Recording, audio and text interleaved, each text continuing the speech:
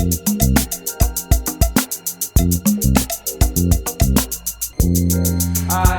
up next, we're going to bring the Zoo's Mentor podcast to life right here on stage at the Future of Media London. We've got hosts Rachel Ford and Marco Bertozzi.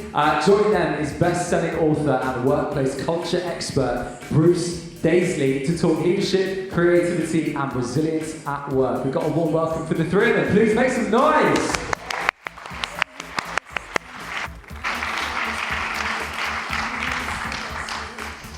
Hi, Mum.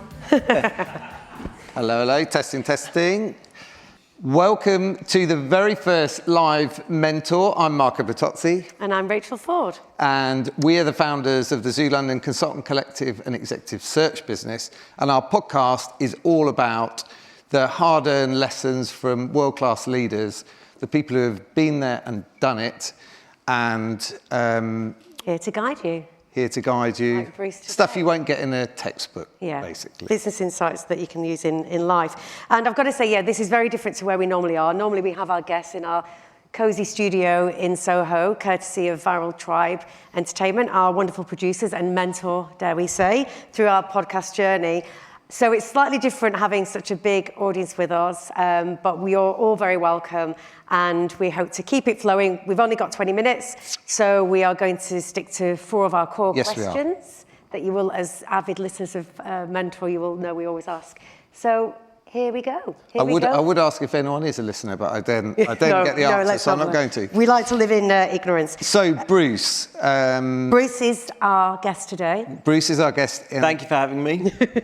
And Bruce has been at the heart of some of the biggest tech businesses in the world, really. So, YouTube, latterly at Twitter, and is now, have you heard, a best-selling author, massive podcast, #1 podcast on... Twitter's become one of those brands, a bit like MySpace or Marathon chocolate bars. It's good back sort then. of distant in the past. It's a bit like saying you're a big name at Bebo. I like using that name because it proves to you I didn't that was work lost for that on guy. Most people in the room. I didn't work for that guy. So, But now, though, you are a guru on happiness and bringing joy to the work. So we hope to delve into that a little bit today. So welcome very much. Thank you. Welcome, Bruce. No, Bruce is genuinely someone that was everywhere in the media industry for many years at these amazing companies, and very successful author and podcaster. And so we're very happy to have you here. You've had an incredibly sort of varied career because of that. And as we always like to do on the podcast, we like to start with your career in 60 seconds, just to set the scene for people and let them hear a bit about your story. So let's start there. Clock. Yeah. Oh, we've got a clock as well today. That's perfect. My background, I started in radio. I really wanted to get a job in a record company. Didn't quite manage that.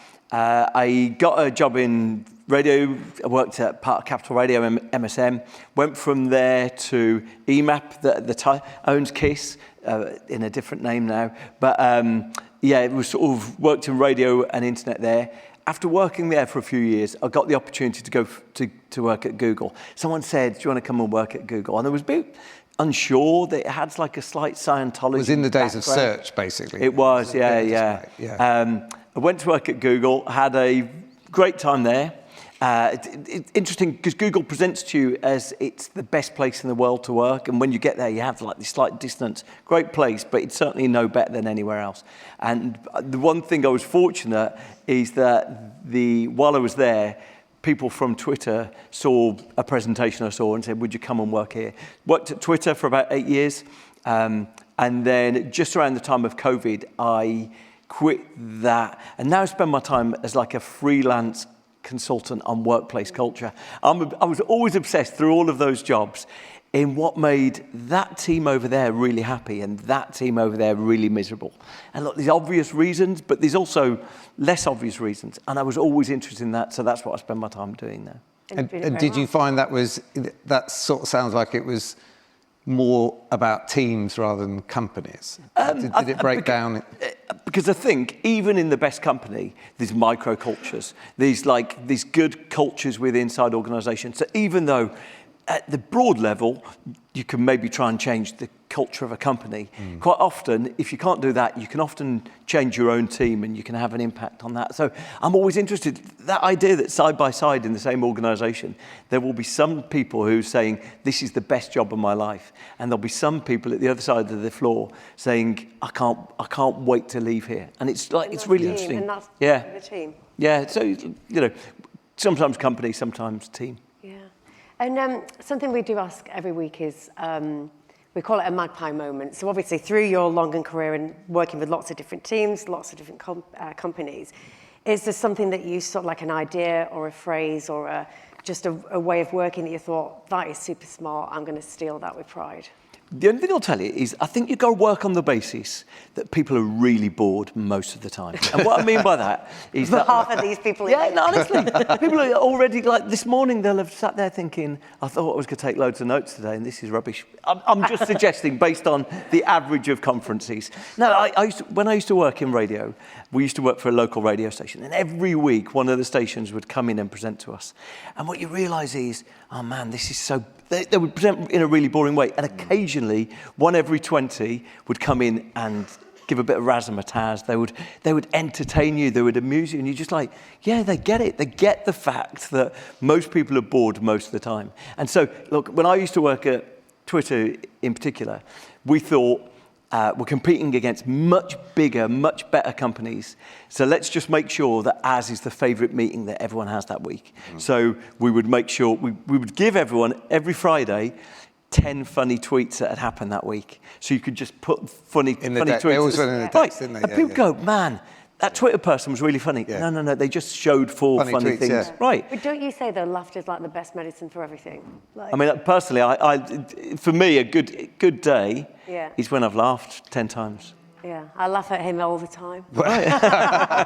It's easy to do. What's interesting is when I joined Spotify and we hired Rak Patel, he was the first person to go, it's weird, isn't it, Spotify? We don't do any music around our presentations. Like we don't have music in anything. And that's a similar kind of thing. Yeah. It's like, right, we've got to start every presentation with, he took it a bit far, but, you know, dance around the place and whatever. But, you know, so it's a similar thing. That's it. Look, work on the basis that most people are bored. You know exactly what it's like. You've turned up somewhere, you're thinking, I'm going to write down some stuff that I'm going to learn. No, working. It's like the difference between message sent and message received. You know, that message sent, you sit there, you type out what you want to say in a presentation. None of that is transferred to people's heads because they're too bored to listen to it. And so, you know, your story isn't as interesting to other people as you think it is. So just start with the perspective, how can I make something interesting to them?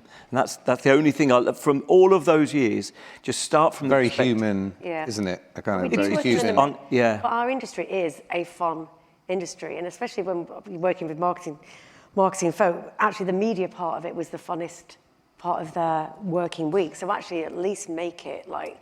But here's what I'd challenge you. I think people who grew up through a certain era of media associate media with being a really fun industry. For a lot of people starting in media now, there's not a lot of lols in it. Yeah. It's like there's not a lot of... and Bring back the lols, right. shall we? Yeah. Start from that perspective. Bosses need to think about what tone am I setting in my team? What's the environment I create here? The funny thing about laughter is you only laugh with people you like. Laughter is a signal that you feel safe. So typically, if you've got a boss you don't trust, you might laugh sycophantically, but but laughter is a really good signal. If your team's laughing a lot, it's a good signal that it's like psychological safety as well, isn't it? If you can relax. Someone said to me, dogs, when they're playing, they do this thing where they press their arms out, a literal downward dog. And dogs signal that to each other, saying, we're just mucking around here. And they do it with dogs that they like. So then they might show their bellies to each other and do. But it's just a signal, we're just having a laugh around here. And laughter's a bit similar. You only laugh. If you look at what people actually laugh at in meetings, it's not actually that funny, but it's just a signal that we're all getting on with each other here. Yeah. A human, like you say, Margaret, it's human, isn't it? Yeah, that's right. Human instinct. So we are, for everyone listening, we're packing a lot into this. So we're going to jump to the topic of the podcast and just ask you about mentorship, like how it's played a part in your life, potentially recommendations for how people should think about mentorship, and perhaps some of the people that have influenced you over the time, and like who stands out for you as someone who's shaped how you think about things? The things I always love in a mentor is direct, blunt honesty. I really struggle when you feel like people are gassing you and like they're just telling you nice things. I'd much rather, if I've done something, come off stage, done something and it was bad, I'd much rather someone come over and tell me straight. So Speed back. Speed back. as you taught me, new word you taught me today. Yeah. And so, so I'd much rather prefer that. I have to say, though, probably the person I most admire, when I first worked in radio, we were part of Capital Radio Group, and every month, 2 months, the big chief exec, he was like commercial director, then chief exec, was a guy called David Mansfield. And he would turn up, and it really sort of grumpy, his whole brand is that he's grumpy, really. But he would turn up, and he said, ask me anything. And I was like this stupid 23-year-old, aggression-filled kid. And I used to ask him anything, really blunt questions about why did the business lose so much doing that? Is that the worst decision you've ever made? Straight up, the toughest questions. And what was interesting to me was that people used to sort of look at me weird, like, why are you doing that? Why are you doing that? A boss is coming in, why are you asking me? But when I wasn't there, he used to say, where's that angry kid? Where's that kid with glasses? I used to wear glasses. Where's that kid? And it was, and so as a result of that, when I left that company after about 4 years, he contacted me and said, any chance I can take you to lunch? Ask you why you're going.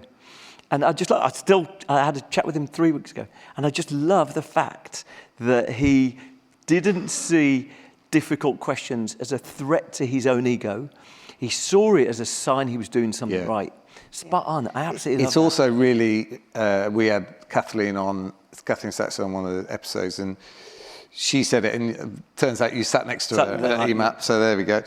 But she was saying, like, you know, if you're coming up through your careers, if you're going into a meeting or you're going into a situation, be seen, be heard, plan what you're going to contribute, like, make an impact. Yours is maybe one extreme, but it's still the same thing. You get on the radar, you've got an opinion. Yeah, and stand out. You've just got to stand out, haven't you? Yeah, I wasn't necessarily doing it just to... Did it come naturally? Yeah. I think I'm just maybe a bit disagreeable, a bit of a sort of a natural critic. Yeah. Let's call you mischievous. Yeah, but natural critic in the sense that when those radio stations were coming in and presenting, I was like, yeah, that's terrible.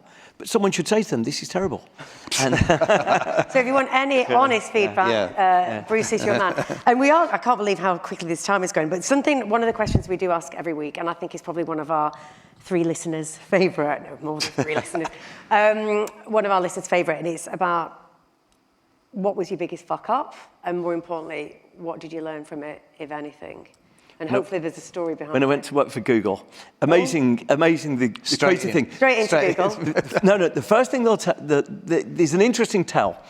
The more a company is internally focused, the more it's a dangerous tell about their culture. And so Google people never used to leave the building, never used to read the trade press.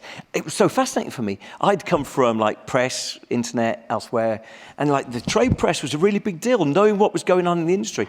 Inside Google, no one read any of it. I was like, okay, well, there's a bit of value I can add. I can start telling the story in a better way. And I'd put my hand up, sort of begged, can I go and work on YouTube? Because YouTube at the time, it's hard to rewind the clock, about 10, 15 years ago now. But YouTube was not YouTubers. It was Charlie Bit My Finger. It was things like, don't knock it. It was on Osama bin Laden's computer. He got the internet downloaded and sent to him so he could watch Charlie biting that finger. But it was things like that. So we were trying to sort of tell the story. Anyway, we had the opportunity. We had Indian Premier League football, cricket coming to YouTube. I was like, oh, this is a major story. Like, we're moving in a big direction. I chatted to the team. We told everyone this. Anyway, so I'm out with a journalist from Marketing Magazine. I'm like, I tell you, I've got a story for you. Indian Premier League's coming to YouTube. He's like, oh, fantastic. Definitely public. This definitely public. I phoned up the guy in comms. I said, Gareth, this is definitely public. I can tell people. He didn't really ask. Anyway, so Marketing Magazine, front page, Indian Premier League comes to YouTube. got a phone call from someone in the Indian office. They said, "Hi, Bruce. We've got a big event coming up this afternoon. We've got Shilpa Shetty, we've got 100 Bollywood dancers, we've got Sachin Tendulkar. We're just about to announce that the Indian Premier League's coming to YouTube." And people are telling us the story's already broken in the marketing press. The fortunate thing is the quote of me in there was such a half quote that I could say, I'm sure that wasn't me. That feeling, I bet your stomach. The image of all these Bollywood dancers looking dejected. But what did you learn from it? Look, you got to be, don't rush. Go through due process, right? But but they just weren't telling their story. Yeah. So actually, the reason why I ended up going to Twitter at the end is that I would just contact every conference saying, could I come and do a YouTube presentation? And I would always do, every single presentation I did was a different presentation. So I used to love it if there was a tweet going, I was at a conference on Tuesday, this guy is doing a completely different presentation. I was like, that was a point of pride. Yeah. Just doing a 10 out of 10 brand, trying to sell it in a 10 out of 10 way. That was the philosophy, really. I want to ask you 1 minute, because everyone want to know. So your view of like Twitter into X now, in a snapshot, how do you look at it now versus when you were there? You were pre-Elon, correct? Yeah. Pre-Elon. Yeah. Don't you think he's the worst person in the world? I mean, is this not like the archetype of the baddie in a superhero film? He's like the most obnoxious, toxic, horrible individual. I can't imagine anything worse than working for that guy. But it was good when you were there. No, just like it's a really interesting thing. I've done something for Sky News tomorrow that pray for my mentions, but because they've done some research just showing how much right-wing content is landing in people's Twitter timelines, and it's just So you put your thoughts out there. So good luck tomorrow. Is that tomorrow? It was just, I think it's an attempt to shift the politics in this country, to make... This country's at its best when people realise most people are really good people. When you get chatting to someone and you're like, oh, what a lovely person, so different. And he seems intent on stirring division. It's really interesting. I was asking people a couple of weeks ago, what % of the world's population do you think are bad people? Right, Kat, that's an interesting thing. And most reasonable people you meet go, well... maybe 1% at a push. And he tries to pretend that half the world are bad people. Yeah. I'm just not convinced that any of that is good for humanity, We're not going to end on Elon Musk. No, we're not. We're going to bring it back to the joy of work. The joy of work, and your latest book, Fortitude, is all about resilience is not built as a sole endeavour. Actually, resilience is built through teams. Can you just, for the people in the room, give some bit of a synopsis and actually something they could take to their work tomorrow about building resilience in their teams? Well, I did say you didn't have to mention the book. I didn't want to. Look, the idea is that there's an idea that comes really from American psychology, that it's the curse of everything is individual, that the whole world is about individualism. And the truth is that so much of the world isn't about individualism. It's about sort of the strength we draw from each other, that we sometimes get blindsided to it. The truth is that resilience is when you feel connected, supported, uplifted by the people around you. And so quite often, when people feel isolated, I saw someone saying the opposite of resilience is loneliness. And it's like when you put it like that, you can actually articulate the benefit. And so just, my feeling is really strongly that we do need personal agency in the situations we're in. We do need to feel like we've got some autonomy. But resilience is the strength we draw from each other. And I think we sometimes lose sight of that. Back to Elon Musk, he's trying to make sure... It's the opposite. We are really good, but we were told we did have to keep on time. If you want to hear the extended version of Bruce, we also did record this morning. This is a Brucey bonus that we will be putting out. And it was just really to say a massive thanks to Bruce for not just today, but this morning. You really just remind us what the joy of work is, and actually it's all about being human. And also special thanks for Florence for bringing my mom here today. And thank you very much for all joining us for this live edition. Thank you very much. Thank you. Thank you, Bruce. Look at that, bang on time. Yeah.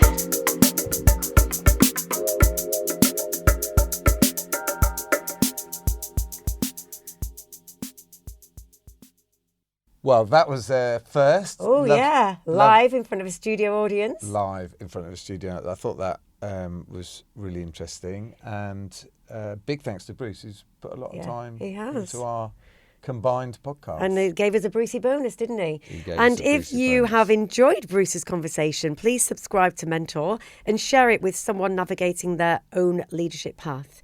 And if you need a little more wisdom in your business, then be sure to come to TheZoo.London for exec search and consulting support. Don't forget, we love to hear about your mentors and advice. So please do find us, drop us a line on our socials, all listed in the podcast description. Follow us on Apple and Spotify.